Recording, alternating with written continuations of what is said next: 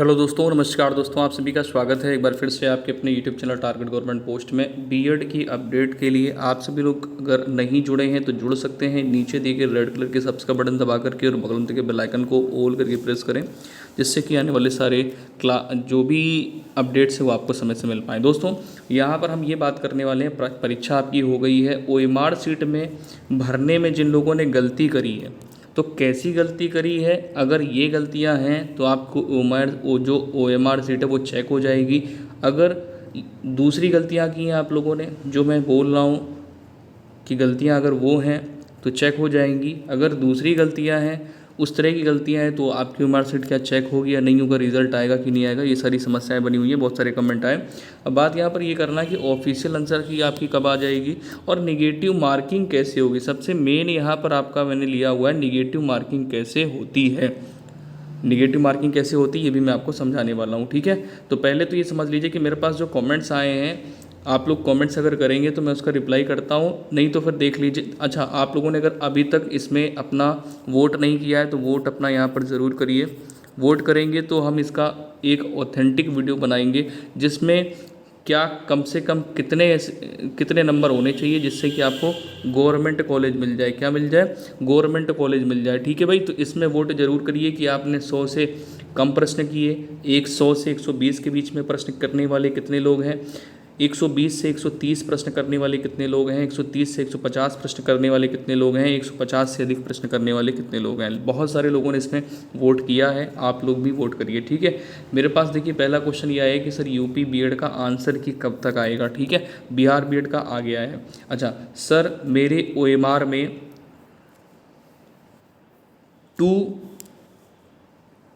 यानी डबल, जो भी बबल बोला है, बबल मतलब गोला, गोले की बात की जा रही है। 2 गोले क्या हो गए हैं? भर दिए हैं, ठीक है। तो उसको नेल से सही किए, नेल से यानी नाखून से रगड़ के सही कर दिया होगा। मान लीजिए कि जैसे 4 गोले थे, 4 गोले थे, सपोज दैट मैं एग्जांपल देके आपको दिखाता हूँ। एक ये हो गया, एक ये हो गया, एक ये हो गया, एक ये हो गया। गलती मैंने आपको बताई थी कि क्या गलतियाँ होती हैं आप लोगों से, वही गलती आप लोगों ने कर दी। मान लीजिए जैसे इसका आंसर था ए और आपने भर दिया सी, गलती से भर दिया। अब गलती हो गई तो क्या किया जाए, गलती से आपने ये भर दिया, फिलअप कर दिया इसको, ठीक है। फिर आपको याद आएगा अरे ये क्या किया, ये तो पेन से मैंने इसको पूरा भर दिया, गलती हो गई मेरे से। इसका आंसर जो था राइट वाला आंसर, जो सही वाला था वो तो ये था। तो आपने सोचा कि मेरे नंबर चले जाएंगे 2 नंबर, इसलिए ये गलती आपने कर दी। ये गलती 2 नंबर के चक्कर में आपने कर दी और 2 नंबर के चक्कर में पूरा गेम ये हो सकता है कि आपकी ओएमआर शीट नहीं भी चेक हो सकती है, ठीक है। लेकिन अगर आपने नेल्स से थोड़ा बहुत था, थोड़ा बहुत मतलब समझ रहे हैं, जैसे आपने यहाँ पर फिलअप किया था और थोड़ा ही कर पाए थे, मान लीजिए थोड़ा कर पाए, अरे ये गलत हो गई मेरे साथ, गलती हो गई, फिर आपने इतना छोड़ के इसको पूरा फिलअप कर दिया, ठीक है, पूरा फिलअप कर दिया इसको अच्छे से ऐसे। तो इसमें कोई दिक्कत नहीं है, इसमें कोई दिक्कत नहीं है। अगर थोड़ा बहुत ऐसे हो गया है और आपने इसको अपने किसी भी चीज़ से इरेज करने की कोशिश करी है, तो ये यहाँ पर इंक नहीं होनी चाहिए। कुल मिलाकर के यहाँ पर क्या नहीं होनी चाहिए, इंक नहीं होनी चाहिए। इंक अगर होगी तो फिर क्या है ना कि दोनों सही मान लिए जाएंगे। इंक नहीं होगी यहाँ पे, कोई दिक्कत नहीं है, ठीक है। इंक अगर यहाँ पर नहीं है कोई दिक्कत नहीं, चेक हो जाएगा। अब बात यहाँ पर आती है, कुछ लोग क्या करते हैं भैया, वाइटनर लगा देते हैं। वो सोचते हैं कि इसमें हम क्या करें, वाइटनर लगा दें, और वाइटनर लगा देंगे तो ये ऐसे छुप जाएगा, कोई दिक्कत नहीं है, आराम से हो जाएगा। लेकिन मशीन क्या है, फिर रीड नहीं करती है आपकी ओएमआर। अब मशीन आपकी ओएमआर रीड नहीं करेगी, फिर क्या होगा, आपने तो वाइटनर लगा दिया यहाँ पे, ठीक है। तो ऐसी कंडीशन में फिर आपका जो रिज़ल्ट है वो नहीं आ पाता है, ठीक है। आपका रिज़ल्ट इसीलिए नहीं आ पाता। हालांकि ऐसा बहुत रेयर होता है कि रिज़ल्ट ना आ पाए, लेकिन पूरा प्रयास यही रहता है यूनिवर्सिटी वालों का, जो जब आपकी कॉपियाँ चेक होती हैं तो पूरा प्रयास उनका यही रहता है कि आपको जो आपकी ओएमआर सीट है उसको चेक करके आप लोग को रिज़ल्ट देना है, आपका रिज़ल्ट बनना चाहिए, ठीक है। तो अगर आपने थोड़ा लगाया है तो भले ही चल जाए, लेकिन आपने बहुत अच्छे से अगर वाइटनर लगा रखा है तो आपकी ओएमआर फिर चेक नहीं होगी। फिर वो या तो हटाएंगे, हटाने के बाद में उसको चेक करेंगे तो हो जाएगी चेक, ये चीज़ है, ठीक है। तो सबसे बड़ी समस्या आती है कि आपने कटिंग ज़्यादा कर दी, उसमें कटिंग ज़्यादा जब कर दोगे तो नंबर रीड नहीं कर पाएगा। भाई आपने मान लीजिए कि जैसे यहाँ पर कटिंग ज़्यादा कर दी, आपने इरेजर से क्या किया, इरेजर से क्या किया, इसको उड़ा दिया एकदम, कटिंग ज़्यादा कर दी, उड़ा दिया एकदम, तो ये ऐसे ऐसे हो गया, ये नंबर समझ में ही नहीं आ रहा है, सी नंबर है कहाँ, गायब हो गया। तो ये चीज़ नहीं करनी है, बहुत हल्का सा माइनर है, आपने थोड़ा दिमाग से काम किया है कि उसको दिमाग से काम लेकर के हल्का सा एकदम मतलब समझ में ना आए। काफ़ी दूर तक अगर आपने इस तरीके से कर दिया है, इरेज कर दिया है और वो एमआर सीट में समझ में आ रहा है, तो वो भी क्या है ना कि सेंसर से सारे काम होते हैं, फिर वो रीड नहीं करेगी मशीन। अगर थोड़ा बहुत है चल जाएगा, कोई दिक्कत नहीं, बाकी परेशान मत होना। 99% ये होता है कि आपका रिजल्ट आ जाता है, 99% ये होता है कि आपका रिजल्ट आ जाएगा। 1% डाउट होता है कि अगर आपने ओएमआर सीट में अच्छे से वाइटनर लगा दिया है, अच्छे से कटिंग कर दी है, तो समस्या होती है। अगर आपने थोड़ा सा दिमाग लगाया कि सब कुछ साफ़ सफाई से किया है, तो कोई दिक्कत नहीं होगी। ठीक है, ये आपका उत्तर रहा। तो भाई अगर थोड़ा बहुत आपने कटिंग करी है तो कोई समस्या नहीं है, आपने नेल से अपने या किसी और चीज़ से उसको वो कर दिया है, तो आपका जो ओएमआर सीट है वो जो है ना चेक हो जाएगा। अब 2 में क्या होता है, 2 में अगर गोले आपके भर गए हैं, 2 गोले भर गए हैं, तो फिर क्या होता है कि वो मशीन जो होती है इसको रीड नहीं करती है। इसको रीड जब करेगी ना तो इसको डिक्लाइन कर देगी, क्योंकि आपने 2 गोले भर दिए वहाँ पे। 2 गोले भरने में ये है मतलब उस वो ना आपका सही होगा, वो आपका गलत हो जाएगा। 2 गोले भर दिए आपने, ठीक है, ये सिचुएशन होती है उसमें। आ जाइए यहाँ पे, 2 गोले भरने में ये होता है। आंसर की कब तक आ जाएगी दोस्तों, आंसर की के साथ साथ आपका क्वेश्चन पेपर भी आएगा, प्रश्न पत्र भी आएगा, ठीक है, बुकलेट चारों स्ट्रीम का, ठीक है। तो आएगा कब, बात ये आती है, तो आपका पेपर हुआ है 6 तारीख को, 6 तारीख को आपका पेपर हुआ है, और संडे तक आपकी जो है, संडे तक हो सकता है सैटरडे को ही आ जाए, हो सकता है संडे या मंडे को आए, मंडे को भी आ सकती है। तो मंडे तक चांसेस हैं कि आपकी जो है, मैंने मंडे इसलिए मान लिया क्योंकि भाई सुनने में यही आ रहा था कि जो आपकी ओएमआर सीट के लिए जो आंसर की है वो संडे से पहले रिलीज़ कर दी जाएगी। अगर संडे तक, वो ये बोला था संडे तक रिलीज़ कर दी जाएगी। अगर संडे तक आ रही तो ठीक, नहीं मंडे को तो आनी है, ठीक है। हाँ, इसके बाद अब आ जाते हैं भैया, इसमें वोटिंग जरूर करिएगा, ठीक है, वोटिंग जरूर करिएगा इसमें। अब ये समझ लेते हैं कि माइनस मार्किंग क्या है, ठीक है। निगेटिव मार्किंग कैसे होनी है, निगेटिव मार्किंग क्या है, 1/3, मतलब 3 प्रश्न अगर आपने गलत कर दिए तो एक सही प्रश्न आप जो करके आए उसके नंबर आपके चले जाएंगे। सपोज दैट दोस्तों, अगर गुड अटेम्प्ट की बात करें, गुड अटेम्प्ट की अगर बात करते हैं तो ध्यान देना थोड़ा सा आप लोग, गुड अटेम्प्ट की अगर बात करते हैं तो ध्यान देना।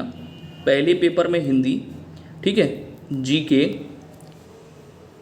दूसरे पेपर में रीजनिंग। वैसे सब लोग ये कह रहे हैं कि रीजनिंग से खुश हैं, रीजनिंग अच्छी आई है, मतलब रीजनिंग में उन्होंने 48-50 तक क्वेश्चन किए हैं। उनका कहना है कि 50 क्वेश्चन थे, 48 मेरे 100% सही हैं। सब्जेक्ट ने रुलाया दूसरे पेपर में। अब आ जाइए हिंदी की बात करेंगे तो हिंदी में 50 में से अगर आपने 38 से 40 क्वेश्चन सही कर लिए हैं, 38 से 40 क्वेश्चन सही किए हैं, सही मैं बोल रहा हूँ, सही, गलत नहीं, तो ये गुड अटेम्प्ट है आपके। जीके में 35 से 40 क्वेश्चन आपने सही किए हैं, गुड अटेम्प्ट है। रीजनिंग में 45 से, पेपर के अकॉर्डिंग बता रहा हूँ मैं, 45 में 48 प्रश्न आपने सही किए हैं, गुड अटेम्प्ट है, ठीक है।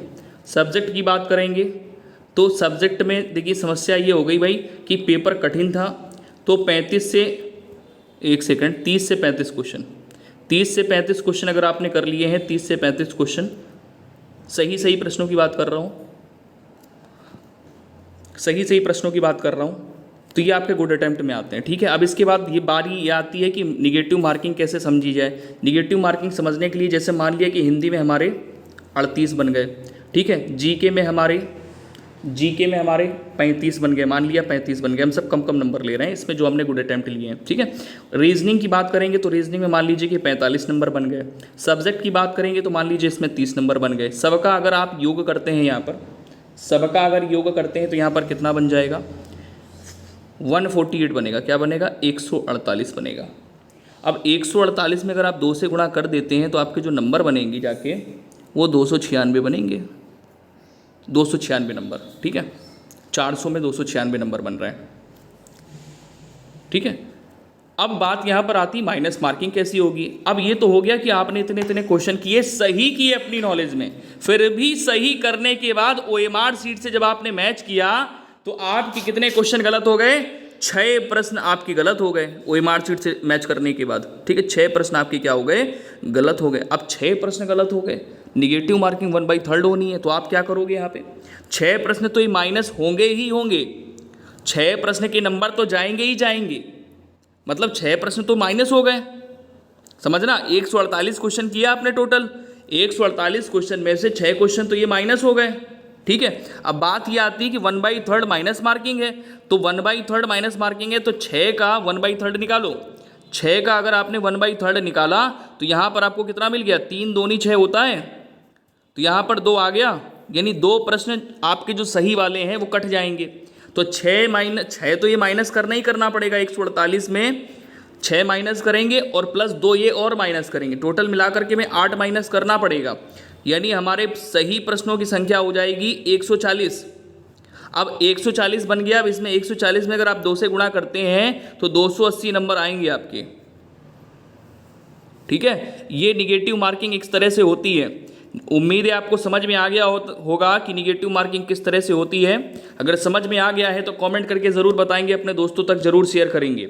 मैंने आपको गुड अटेम्प्ट बताया हुआ है कि अगर ये है आपका गुड अटेम्प्ट, अगर ये गुड अटेम्प्ट है आपका, तो आप बिल्कुल निश्चिंत हो जाइए, गवर्नमेंट सीट आप ले जाओगे, ठीक है। और बहुत सारे स्टूडेंट ऐसे होते हैं जो केवल और केवल एग्ज़ाम देते हैं और नंबर भी अच्छे लाते हैं, उनको प्राइवेट कॉलेज में ही एडमिशन लेना होता है, क्योंकि वो प्रिपरेशन कर रहे होते हैं, लाइक जैसे आपका हो गया UPSC की तैयारी कर रहे हैं, PCS की तैयारी कर रहे हैं, या JEE की तैयारी कर रहे हैं, बहुत सारे एग्जाम्स की तैयारी कर रहे हैं, तो प्लान B लेकर के चलते हैं, ठीक है। हालांकि अगर आपको ये सारी बातें मेरी समझ में आ गई तो भाई लाइक करना बिल्कुल भी मत भूलिएगा, लाइक करेंगे तो आगे की आपको जो भी अपडेट्स हैं वो समय से मिल पाएंगी।